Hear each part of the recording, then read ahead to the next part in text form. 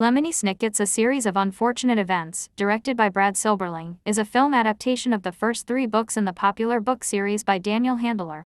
The film follows the unfortunate Baudelaire orphans, Violet, Klaus, and Sunny as they try to uncover the secrets of their parents' mysterious deaths while outsmarting their evil guardian, Count Olaf. This essay will analyze the directing and aspects of filming before providing a detailed character analysis of the film's main characters. One aspect of the film that stands out is the directing and cinematography. Brad Silberling does an excellent job of creating a dark and gloomy atmosphere that matches the mood of the story. The film's color palette is dominated by muted grays and browns, which adds to the visual bleakness. Additionally, the film set design is impressive, with each location capturing the unique feel of the books. For example, Count Olaf's mansion is dark and ominous, while Uncle Monty's reptile room is brightly colored, but also somewhat unsettling.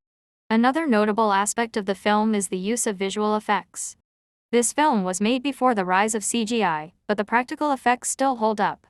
For example, the film's depiction of Sunny, the youngest Baudelaire child, as a computer-generated baby, with exaggerated facial expressions, is a clever way to bring the character to life on screen. The film also uses practical effects to elevate some of the film's more fantastical moments. For instance, the opening sequence features a giant snake that is created through the use of animatronics and puppetry, making it more impressive than if it were only CGI. Now we will move on to the film's main characters, Violet, Klaus, and Count Olaf. The eldest of the Baudelaire children, Violet, is the inventor of the family. Played by Emily Browning, Violet is portrayed as a smart and resourceful young girl, who uses her inventions to help her siblings. However, she is also somewhat reserved, which can sometimes make her come across as aloof. Her relationship with Klaus is particularly interesting, as the two often butt heads due to their different approaches to problems. Klaus Baudelaire, played by Liam Aiken, is the middle child and the only boy in the Baudelaire family. He is an intelligent and curious young boy, who has an exceptional memory and an insatiable thirst for knowledge. Klaus is also a voracious reader, and can be found with his nose buried in a book most of the time.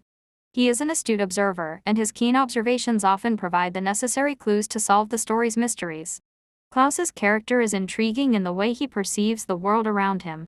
Unlike his sister, who is practical and logical, he tends to have an emotional attachment to certain things in life, such as books. This emotional connection is what drives Klaus to uncover the reason behind the mysterious Count Olaf's pursuit of their family fortune. Count Olaf, played by Jim Carrey, is the story's primary antagonist, and he is a master of disguise. He is a manipulative and selfish man who will stop at nothing to get his hands on the Baudelaire family fortune. Count Olaf is cunning and often dons outlandish disguises to trick the children and the people around them. He can masquerade as a wealthy and prominent businessman or even as a conniving scientist to get what he wants. One fascinating aspect of Count Olaf's character is his obsession with the Baudelaire children's inheritance. His desperation and greed for the fortune are so intense that he would even resort to extreme measures such as kidnapping or even murder to fulfill his objectives. Count Olaf's character is cruel and ruthless, and his desire for wealth clouds his moral judgment.